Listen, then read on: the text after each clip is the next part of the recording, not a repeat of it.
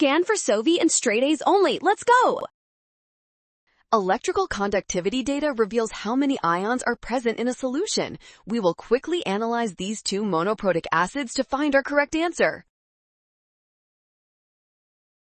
Electrical conductivity in an aqueous solution depends directly on the concentration of dissolved ions. Since both acids are monoprotic and have the same initial concentration, conductivity tells us about dissociation.